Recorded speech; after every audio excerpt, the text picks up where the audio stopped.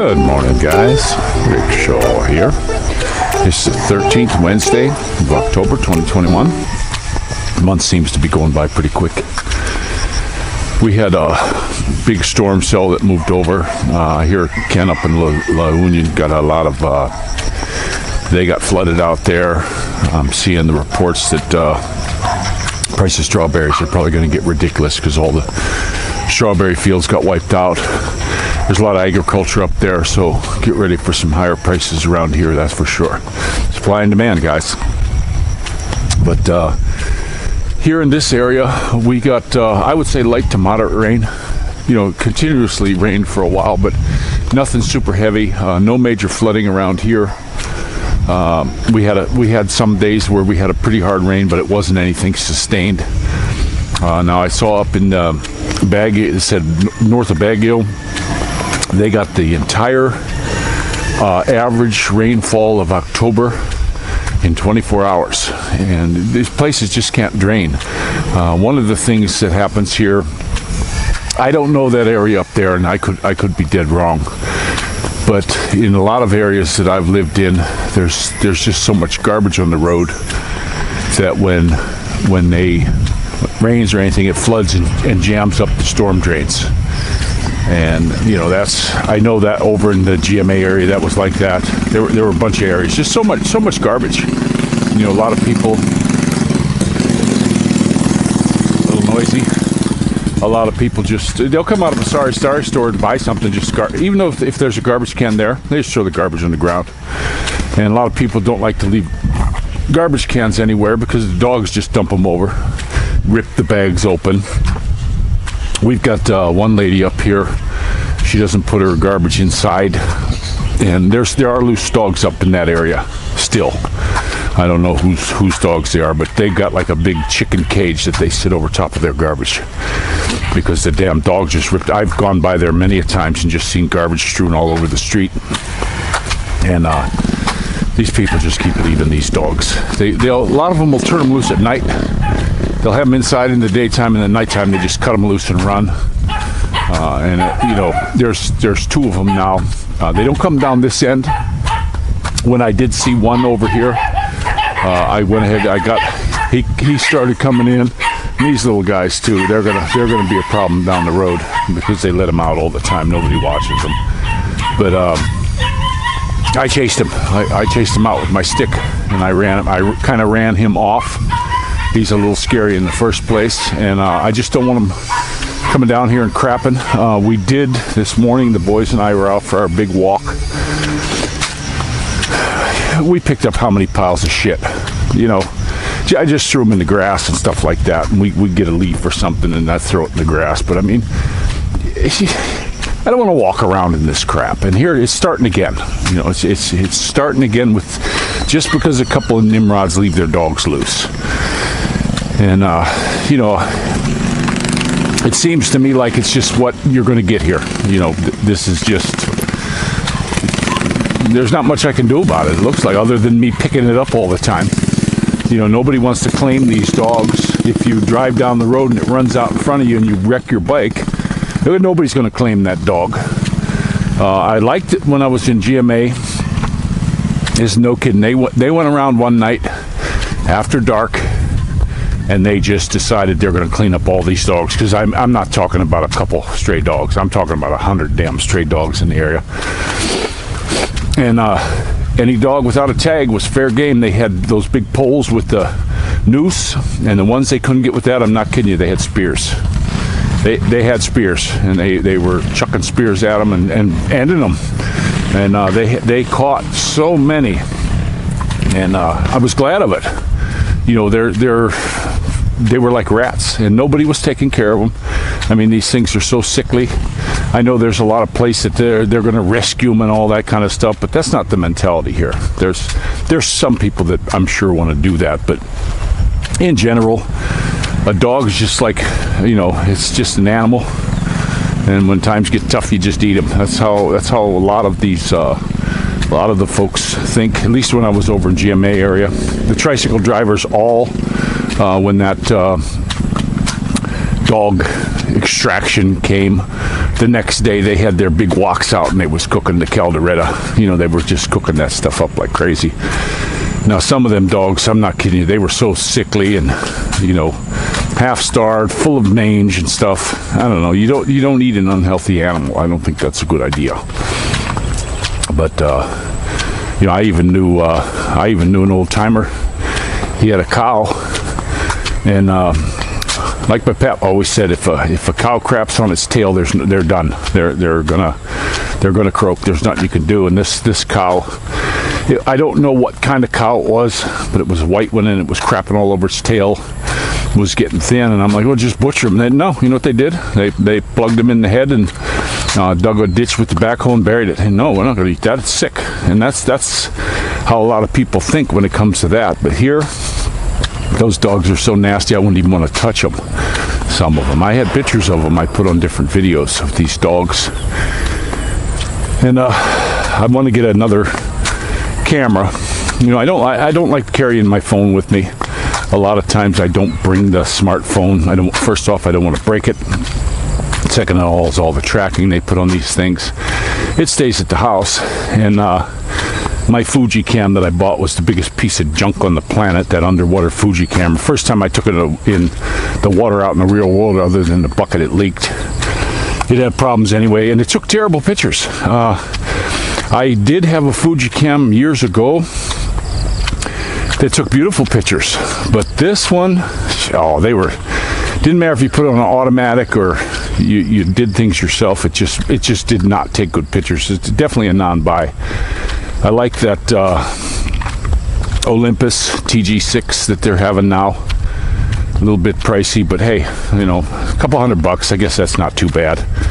And I'd like to have something like that I can keep in my pocket and be able to turn it on. But here's the thing, when I look for cameras, I don't want a camera that when you push the button to start it up, it takes forever.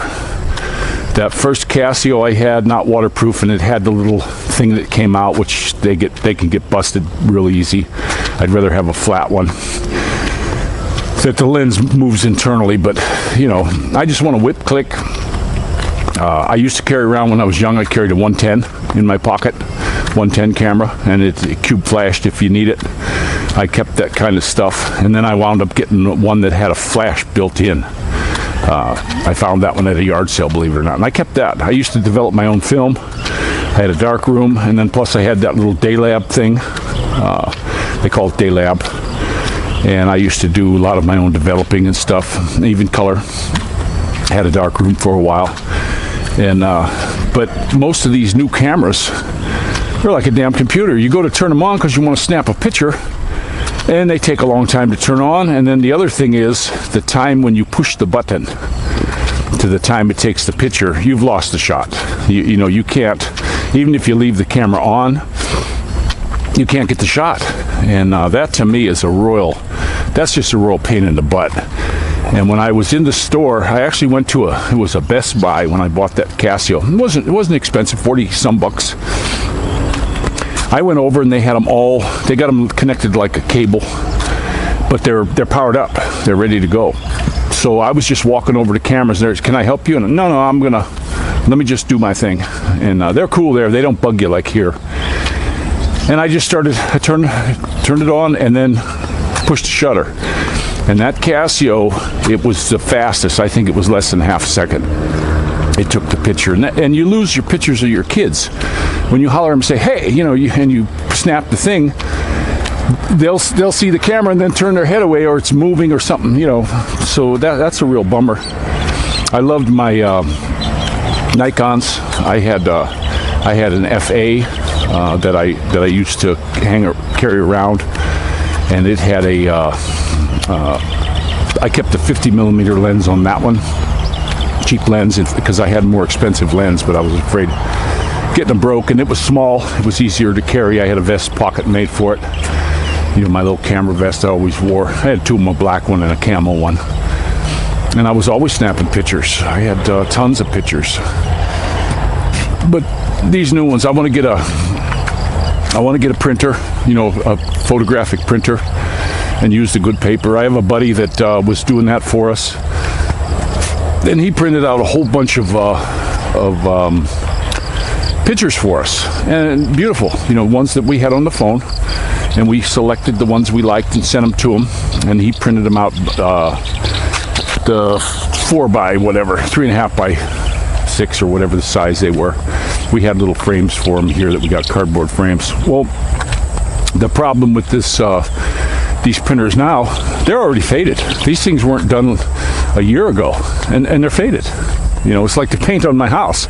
We've been here since May. The house was painted right before that. My gate, the paint's coming off. My wall, the paint's coming off, bubbling here and there. So things aren't lasting. Well, the climate here is pretty rough too, but I've seen places down in Florida, Louisiana that get beat, and even though they don't really paint galvanized stuff too much. I know that's hard. You got to use an epoxy paint. I don't think they use an epoxy paint. I really don't. There was no primer or anything on the fence, but we'll see how that goes. We'll just have to see. But still, this is our home. I haven't been hearing too much on the political stuff. With all this COVID and all that stuff going on there. I haven't heard much news on it now. I hope that they open things up here really soon. There's a lot of folks, want to come. And I did see a thing on there where they're lighting it up, where if you got the shot, you only, they're making it, they're classing people now. They're classing the vaxxers and the non-vaxxers. If you do like you're told, like a good little boy, we're going to cut 5 days off your jail time. Out for good behavior, I guess. But it's just, it gets me, this stuff that's going on. It just really does. But it is a beautiful day. The rain quit. It was raining this morning. We actually took a walk and a little bit in the rain, and that was kind of nice. I gotta go back. Oh, let's see. No, I'm gonna go this way. But I'm liking it. I'm really liking the day. I have to go this way. Hold on. We had the workers here. They were saying they seen a cobra again up on the streets. So I don't have my stick. I don't know cobras from some of the other snakes. Somebody told me that they're thin and super long. We believe we saw one, and we just back away and stay away from them. That's why we want a dog. Still haven't found anything suitable for us, and I don't know. I'm still looking. I don't know what I want yet, but it would be nice to have like a small terrier. Maybe Jack Russell, or I used to have a rat terrier, looked like a cancer patient. We had a dog for years and years named Peanut. Lived to ripe old age, just passed away here not too long ago, but that was a great little dog. Might be better to have a smaller one, a little yap dog in the house, because we do run into some stuff about the house being small, and mostly with the kids setting shit all over, not putting things back. That's a big thing for me, is putting things back. And I'm getting trained for it. They're learning, they're learning how to do things and get things put back. But it's a process, and they're really good kids, I have to say that.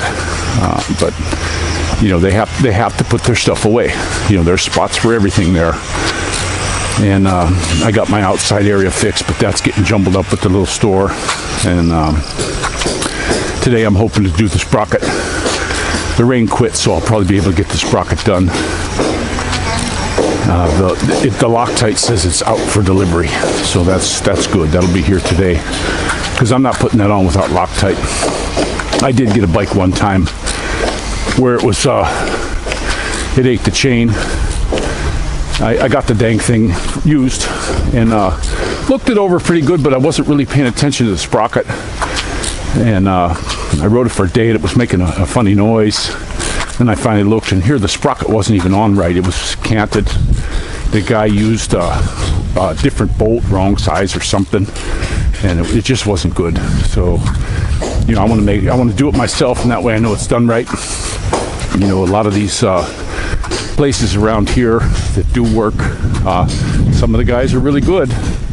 but you got to ask around if you're going to get anyone to do your work for you. It's inexpensive, but sometimes you get what you pay for. And I don't know the shops around here. I might have to get a longer chain. I'm not sure. Usually when you go up 4 teeth in the back, you're usually just enough okay. But the way that slot in the back is covered, I can't really tell right now if there's enough play in there for the chain. I might get away with just adding a link, but I don't even know what size that chain is yet. I got to get my calipers out. And you can get DID chains here pretty cheap. Now they're not, they're not X-ring or O-ring or anything like that, but those are hard to get here. I haven't seen too many places that have them. I always like the X-ring chains, but did a test one time. This is no kidding. Had 2 bikes, and I used to ride one day and one the other day, and I had just I was doing the chain on one. I thought, I'm going to do chain on both of them. And I bought a real good chain. And then on the other bike, it was my second bike, I bought an inexpensive chain. And on the inexpensive chain, I did no maintenance at all. Nothing. I just ran it. And the good chain, I was oiling it all. I had a Scott oiler on there. I cleaned it regular. And you know something? Both of them lasted around 20,000. I had to spray the old one with some WD-40 a couple times because it was getting kind of rusty. But that's all I did. I didn't clean it. I didn't do nothing. And they both lasted around the same amount of time. Now the cheaper one did stretch. I had the chain in the slot, the wheel all the way back. But that was like no big deal. So chain maintenance or not, and around here I see guys, they don't do any chain maintenance. I see guys with so much slop in their chain and they're just riding it. They don't do nothing. So that's kind of weird how they do that. But they run them to everything here. Seems like a lot of guys run things to failure. That's why I never like to get anything used here. There's a guy selling a YTX here, 125 for 30. He wants 30 for it, and I don't want it because a lot of them they don't do the maintenance. So, but I'm gonna let you go. The sun finally come out, and this is Rickshaw Out. What do you say, guys? Rickshaw Out. There you go. All right, guys, we'll see you.